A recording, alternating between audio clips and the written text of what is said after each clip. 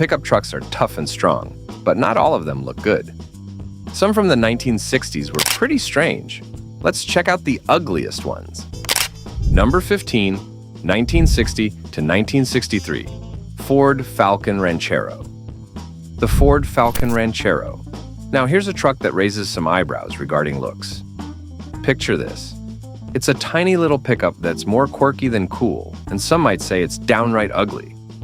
Ford took its compact Falcon car line, slapped a bed on the back, and called it a pickup.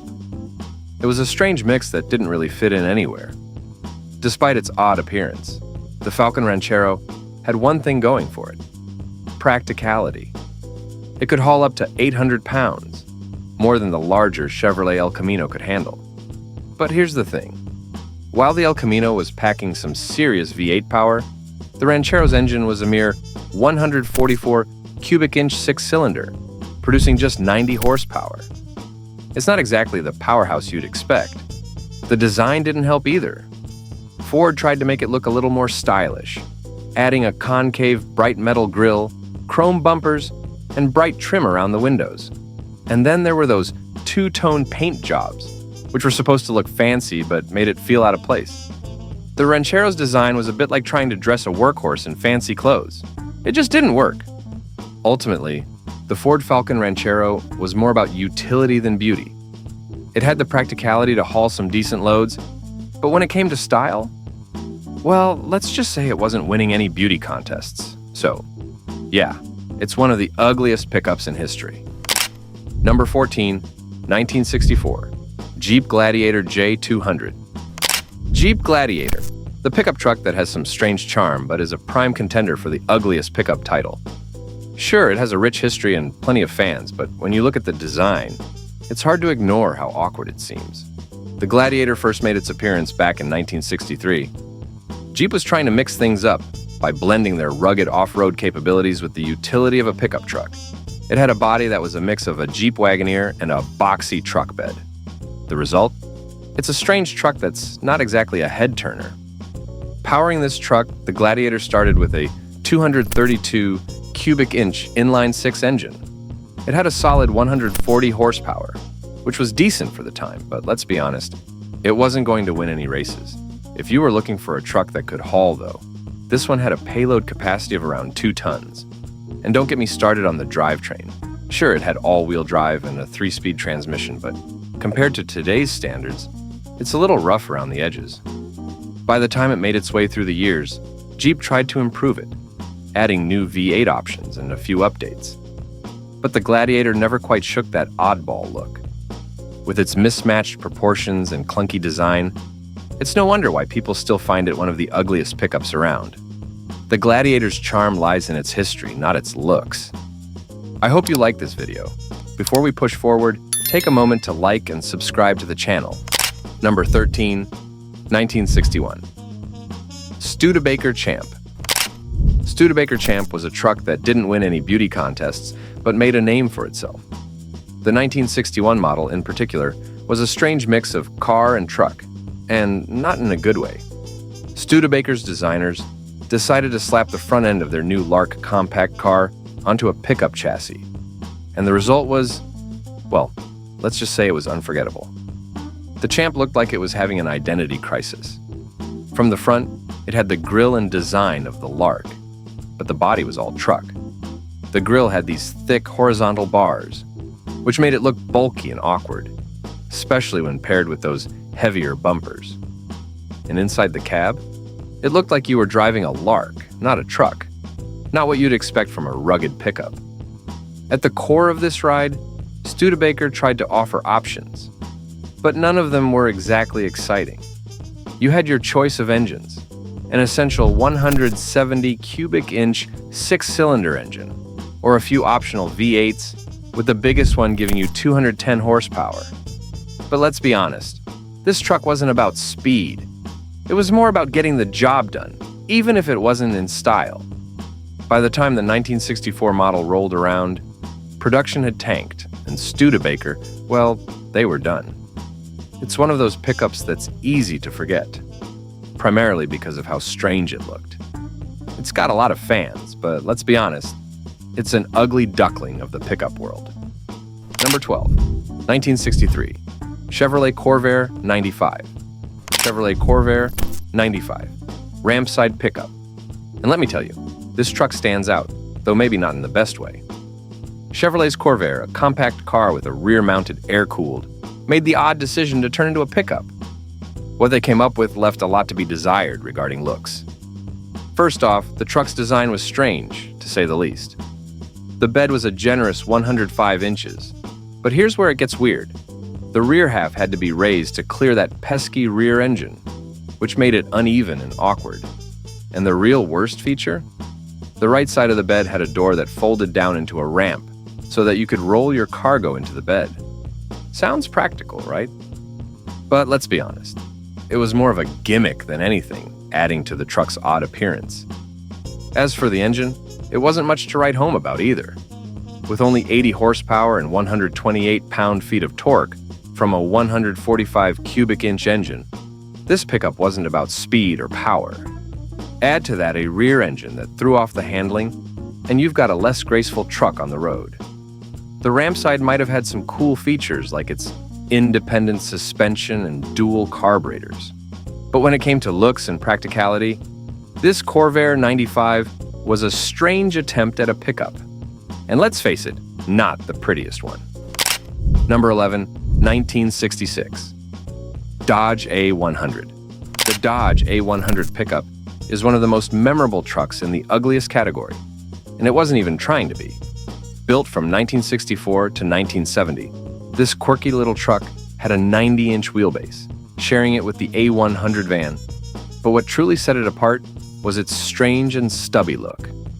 It's a forward control, FC truck, which means the cab is right over the wheels, making it seem like it's trying too hard to avoid hitting bugs. This overhang made it look odd. However, the A100 earned its place in history thanks to Bill Maverick Golden, who turned it into the famous Little Red Wagon wheel stander. And suddenly, everyone had to reckon with this weird little pickup. But long before that fame, the A100 was just a basic work truck used around Dodge's Michigan plant, hauling parts like a glorified golf cart. After retiring from the plant, it lived a second life in a salvage yard and even became a race car hauler. As a tow rig, it wasn't just a strange-looking pickup. It was fast, too. Legend has it that it got pulled over by going 107 miles per hour while hauling a dragster. Later on, it was painted with a wild Superbird wing, making it even more bizarre. It's a fun showpiece, but that oddball look still steals the show every time. It's definitely an ugly duckling turned beautiful freak. Number 10, 1960 Ford Econoline. The Ford Econoline pickup, introduced in the fall of 1960, is one of the most peculiar trucks Ford ever made, and not exactly in a good way. Based on the Falcon platform, this unibody truck was designed to be light on fuel and heavy on utility, but its cab-over design makes it look off balance. A 144 cubic inch inline six-cylinder engine was placed right between the seats, making it feel too cramped. Power wasn't impressive, but it was enough to move the cargo, especially with its 3-speed manual transmission. Speaking of outer appearance, the exterior is a mixture of Monte Carlo red with Corinthian white on the cab, giving it a mismatched vibe. The truck's front end is surprisingly heavy compared to its lightweight bed, making it feel slightly unstable on rough roads. And those headlights? They remind you of a Corvair, don't they? The truck's 5-window cab adds a unique touch, but it still feels awkward overall. The 4-wheel drum brakes and leaf spring suspension are fine for driving.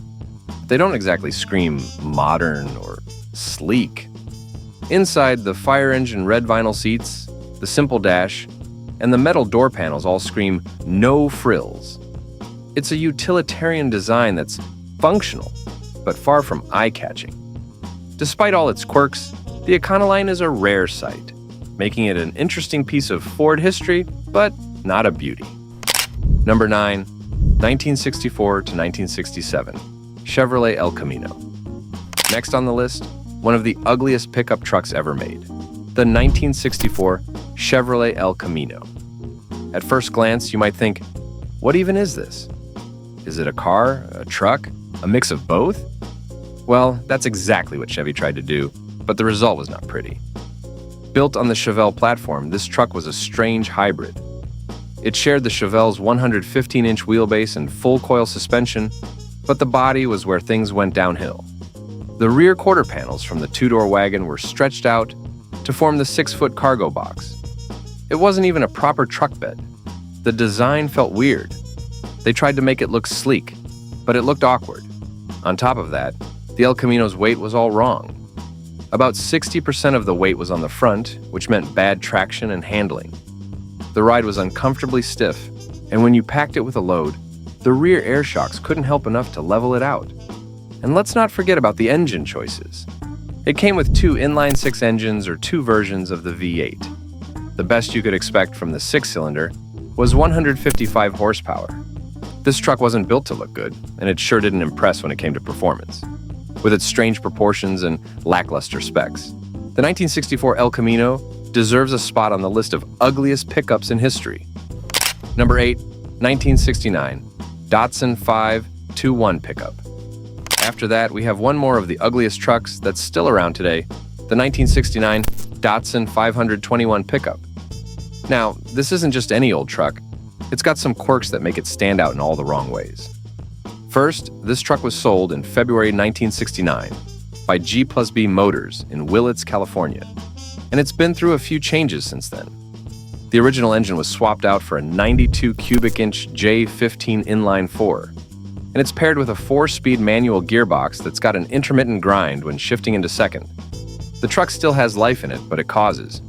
The exterior is finished in green, though it was refinished by a previous owner, and rust and paint damage are visible around the body.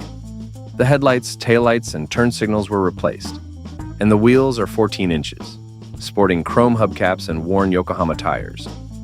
4-wheel drum brakes provide stopping power, but there's some visible corrosion on the wheels and the underbody.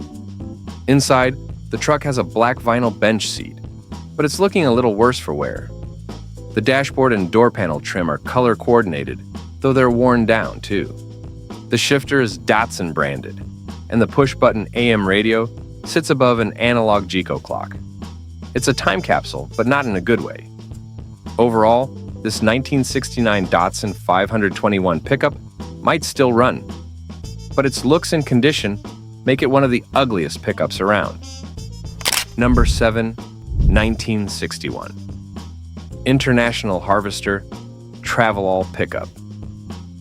Here is the ugly truth about the International Travelall, a vehicle that's as awkward as it is interesting.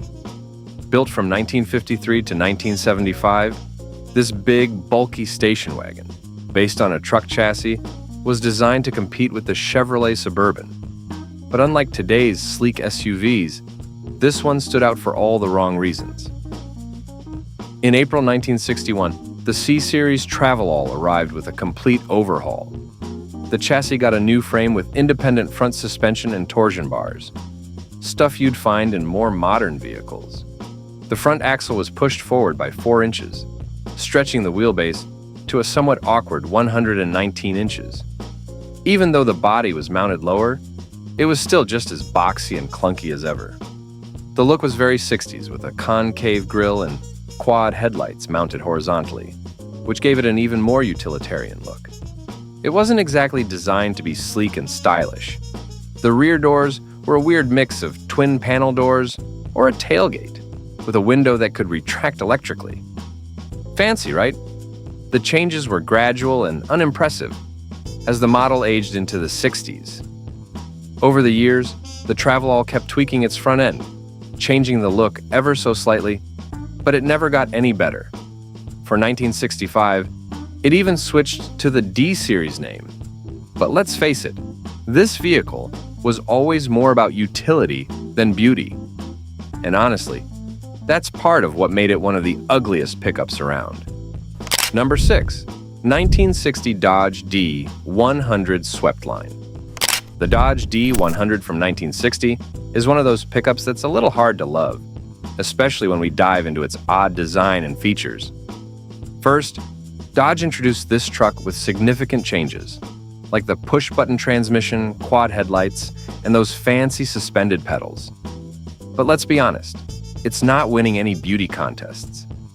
The exterior is a mix of silver over Angus black, and while it's in decent shape, the paint's a bit uneven, with solvent pop on many panels. It's not exactly the kind of shine you want for a truck you're showing off. The windshield and rear window are both wraparound, which is great for visibility. But when you're looking at this truck head-on, the whole shape feels off. Now, the 318 cubic inch A-Code V8 engine is powerful for its time, backed by a 3-speed manual transmission. But here's the fact. The engine bay is pretty neat, but the rest of the truck feels awkward. It's sitting on Coker Classic wide white wall tires, which somehow make it look more dated, and the wheels are painted silver, not helping its case. Inside, the cabin is spacious, but the bench seat shows signs of wear. The fuel and temperature gauges aren't working. There's also a weird mix of convenience features like a floor heater and a non-sag headlining, but it doesn't come together. In short, this truck is a weirdo. It has plenty of features, but it's hard to find any true charm in its looks. Number 5, 1964 Chevrolet C10. The 1960s. Chevrolet C10 is one of those trucks that's hard to defend in the looks department, making it a contender for one of the ugliest pickups ever made. First, let's talk about the styling. Those jet-inspired air intakes on the hood, they came straight from the 1959 Chevy cars and felt out of place on a truck.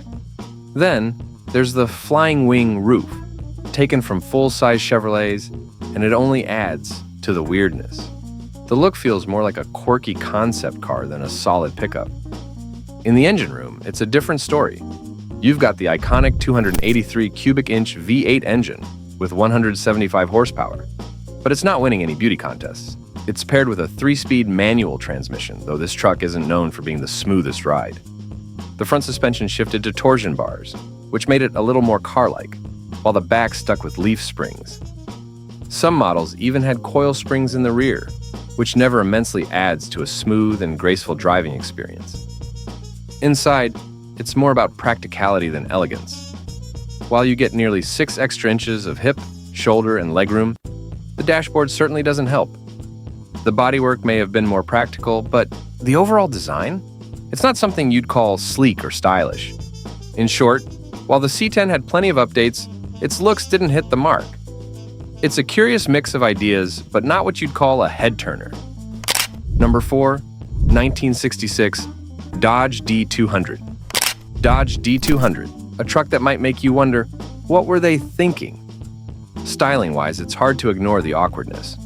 The front grille is bold, but not in a sleek, stylish way. Those big headlights and chunky lines, they don't give off the right vibe. Then there's the cabin, where Dodge tried to blend utility with comfort, but the result is weirder than expected. There's more legroom and space inside, but the dashboard looks like it was thrown together to complete the job. What's under the hood? You've got some power, but it's not winning any beauty contests either. You've got engine options that range from the reliable slant 6 to more significant V8 engines, with horsepower ranging from 200 to 325. But don't expect to set any speed records. The 0 to 60 time is estimated at around 10 to 12 seconds, and the top speed is between 100 and 110 miles per hour. Performance might not be its strong suit, but it could pull a heavy load, which is where the D200 shines. Now let's talk about the drive. You've got a rear-wheel drive with options for a 3-speed automatic or 4-speed manual transmission. While the ride may not win awards for smoothness, it gets the job done, especially if you're hauling things around. But let's be honest, the Dodge D200 doesn't exactly turn heads for being beautiful. Number 3, 1967 Jeepster Commando pickup. The Jeepster VJ2 is one of the ugliest pickups around. It started as a one-model, one-engine offering, built on a Willys chassis, and it was pretty pricey for the time. Unfortunately, it didn't quite make an impact. Marketed as a sports car, it had only 63 horsepower from its 134 cubic inch 4-cylinder engine, which didn't exactly scream performance. They tried to spice things up over the next few years, but they only added 2 engine options for the VJ3, a 4-cylinder or a 6-cylinder engine with 75 horsepower. Even then, it was more of a letdown. Additionally, Jeep gave it a redesign in 1967 and rebranded it as the Jeepster Commando. They offered it in multiple styles like a pickup, station wagon, and roadster, but it remained a two-door.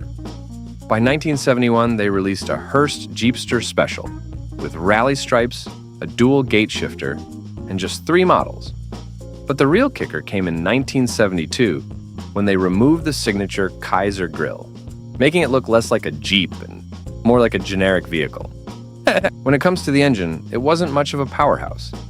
The 4-cylinder Hurricane F4 in the 67 model had 75 horsepower, and the V6 option was a 225 cubic inch Dauntless Buick V6 that gave a little more power, 160 horsepower and 235 pound-feet of torque. But by 1972, it offered a 304 cubic inch V8 with 150 horsepower. Unfortunately, the Jeepster Commando's awkward looks never matched its engine performance.